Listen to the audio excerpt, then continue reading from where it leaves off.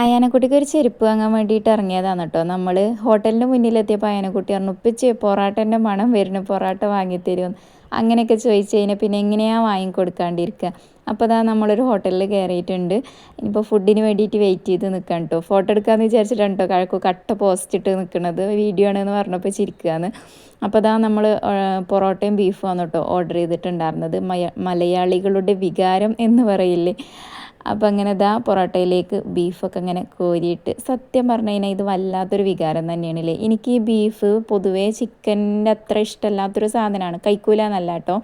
പക്ഷേ ഈ പൊറോട്ടയ്ക്ക് കൂട്ടിപ്പിടിക്കാൻ ഈ ബീഫ് തന്നെ വേണമല്ലേ ചിക്കനേക്കായി. അപ്പം അങ്ങനെ പൊറോട്ടയിൽ ബീഫൊക്കെ കൂട്ടിപ്പിടിച്ചിങ്ങാണ്ട് നല്ലൊരു പിടി പിടിച്ചു കേട്ടോ. സംഭവം നല്ല ടേസ്റ്റ് ഉണ്ടാകും. നമ്മൾ മുമ്പ് ഇവിടുന്ന് കഴിച്ചപ്പോൾ നന്നായിട്ട് ഇഷ്ടപ്പെട്ടിട്ടുണ്ടായിരുന്നു ഈ പൊറോട്ടയും ബീഫും. അപ്പോൾ നമ്മൾ വീണ്ടും ഇവിടെ തന്നെ കഴിക്കാമെന്ന് വിചാരിച്ച് അങ്ങനെ കയറിയതാണ്.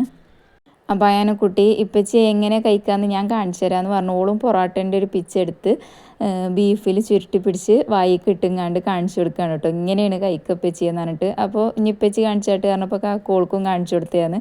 അപ്പോൾ ഈ പറഞ്ഞൊന്ന് ഞാനും കാണിച്ചു തരാം, എൻ്റെ വീഡിയോ എടുക്കുമെന്ന് പറഞ്ഞ് ഓളത് ഉണ്ടാക്കി. അങ്ങനെ നമ്മൾ ഫുഡൊക്കെ കഴിച്ചിങ്ങാണ്ട് നേരെ വീട്ടിലോട്ട് വിട്ടു. അപ്പോൾ ഇത്രയേ ഉള്ളൂ.